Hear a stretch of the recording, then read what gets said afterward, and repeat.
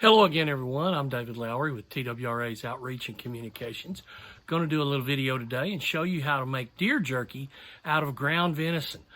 Some folks prefer the sliced. I happen to prefer the ground because it's a little easier on your dental work. It's also a little easier to get it fully flavored if you're using a powder type marinade or seasoning. And so I'll use that. I'll use a powder type seasoning and do ground jerky. I'll use a jerky gun and a dehydrator. So I'm going to show you how to make my favorite type of deer jerky with the seasoning I like the most, and all my friends that I share it with like the most. So take a look at the video today and we'll show you how you can make deer jerky too. So as you can see from the pictures, initially we had 2 sleeves of ground deer, had 2 canisters of seasoning, and got our tender quick and got some water. What I like to do to start with is put some of the water in to help loosen things up a little bit and get this stirring slowly. And you do have to watch for things flying out.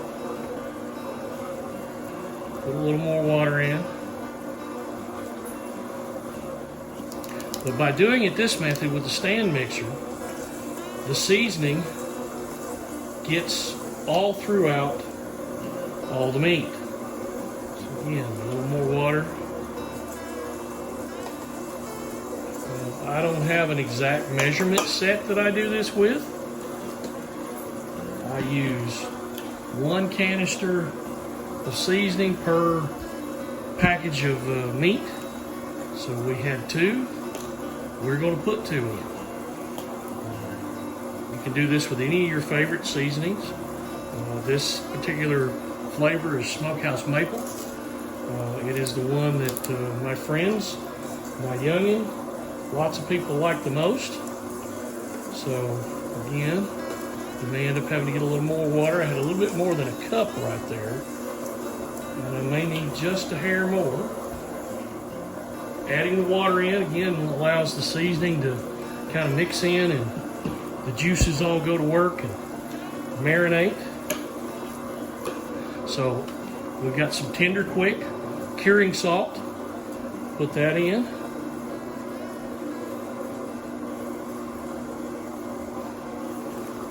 That will help ensure that your jerky will last longer.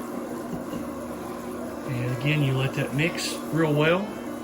The stand mixer gets it pretty well squared away. And once you're done with that, you're ready to put the jerky in the gun and put it in the dehydrator. Once you've got your jerky loaded in your gun, then you need to work it onto the trays. What I've learned with my machine is it is much better to space it out and put a little space in between than it is to have the strips right up next to each other. This allows more airflow, allows for it to dry quicker. So I'm just going to make this one batch, and again, continue to space these out and get them into the dehydrator. I also put them on separate, or space them out in the machine so that, again, there's more airflow. It just does a much better job of cooking the jerky. So as the last tray goes in, one of the things I failed to mention earlier is I usually spray the trays with some kind of oil cooking spray, because that'll make a lot of difference when the meat is done and it doesn't stick to the trays. Believe it or not, it will. If you don't do something like that, it will stick to this. So the last tray's in, the machine is on.